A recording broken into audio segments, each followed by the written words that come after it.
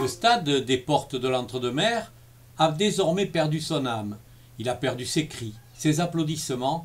Plus de rencontres, plus rien ne s'y passe et les vestiaires restent désespérément vides. Un calme apparent y règne, car depuis un certain discours du 12 mars, Jean-Luc Vessy, le président et son équipe, gèrent une situation inédite. Enfin, sur le coup, il annonce quand même la fermeture des écoles et on se dit que les choses sont graves. Et donc ce mouvement de sidération, je dois le dire que pour ce qui nous concerne, l'activité du club de foot a bien duré 15 jours, 3 semaines pour prendre la mesure de ce qui se passait. Il faut quand même savoir que nous, c'est un petit paquebot finalement, parce que nous avons 654 licenciés et du jour au lendemain, on a dit à 654 personnes, dirigeants, filles, garçons, plus vieux, plus jeunes, ben on arrête tout. Et puis on s'est envoyé des mails, on s'est téléphoné, et puis on s'est dit, oui, on arrête tout, mais cet arrêt va être long.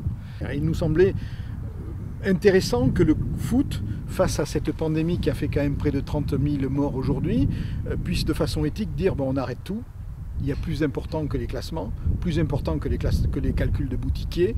Donc la fédération a décidé que les classements s'arrêtaient évidemment et qu'ils allaient être confectionnés sur la base du nombre de points divisé par le match joué. Pour ce qui est des Portes Entre-deux-Mers, on est passé à autre chose. Il y a plus important finalement que les championnats. Et encore bien, je le dis bien, avec la saison blanche, nous aurions été nous aussi impactés parce que notre équipe de futsal n'aurait pas accédé au plus haut niveau régional, comme notre équipe C n'aurait pas accédé à la deuxième division départementale.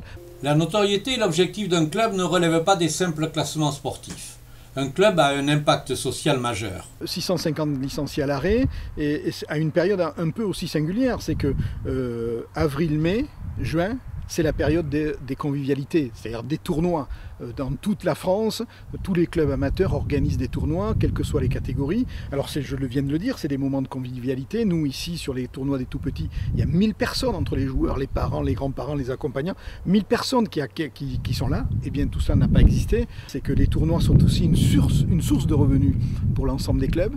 Pour un club comme les Portes d'Entre-deux-Mers, cette période d'arrêt, c'est une perte sèche, puisqu'on avait 5 tournois programmés, des féminines au tout petit, c'est-à-dire des U8, U7 jusqu'au U13, avec le tournoi du foot loisir des anciens, on a perdu 15 à 16 000 euros. S'ajoute à cela demain sans doute une défection de quelques-uns de nos soutiens, parce que autant on n'est pas certain, et je l'espère, qu'il y aura une deuxième vague épidémique, moi je suis persuadé qu'il y aura une deuxième vague, cette fois sociale, liée au chômage et économique.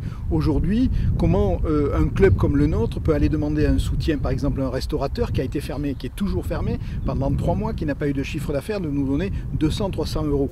La fédération va venir en aide au club avec un fonds de solidarité. Qui serait de 20 millions. Quand le rugby en a 35 pour 1900 clubs, nous on est 15 000 clubs, 20 millions, soit. Visiblement, l'aide serait, je parle au conditionnel, corrélée, c'est-à-dire une somme d'euros, 8 à 10 euros par nombre de licenciés, pour aider évidemment à hauteur de l'activité d'un club. Hein, c'est-à-dire qu'en effet, mais bon, je ne vais pas cracher dans la soupe, je ne m'attendais pas à ce niveau-là. Si c'est cela, c'est déjà pas mal, mais je pense que d'autres clubs vont être encore plus en difficulté et qu'il faudra des mesures supplémentaires spécifiques. Mais je le redis, il y a 2 mois et demi après une froide colère vis-à-vis de la fédération, parce que je considère qu'on n'a pas été à la hauteur éthique. On voit encore une fois qu'on nous rebat les oreilles avec les footballeurs professionnels qui font des efforts pour baisser leur salaire. C'est faux, pour la plupart du temps c'est faux, ce sont que des reports. Bon, je ne vais pas rentrer club par club, mais nous, tous nos éducateurs ont fait l'effort, par exemple, à partir du mois de mars, ont fait l'effort, n'ont plus été indemnisés, ils ne venaient plus sur les terrains, parce que nous aurions continué prenons l'hypothèse qu'on aurait continué à les indemniser, aujourd'hui on serait vraiment en très très grande difficulté. Donc j'en profite ici aussi pour les remercier, parce que la solidarité, ils ont su la mettre en œuvre dès le mois de mars sans aucune difficulté. Le confinement s'assouplit et des consignes viennent d'être adressées au club pour reprendre une certaine activité. Je ne veux pas ici pointer le bureaucratisme ambiant, mais enfin on en est là.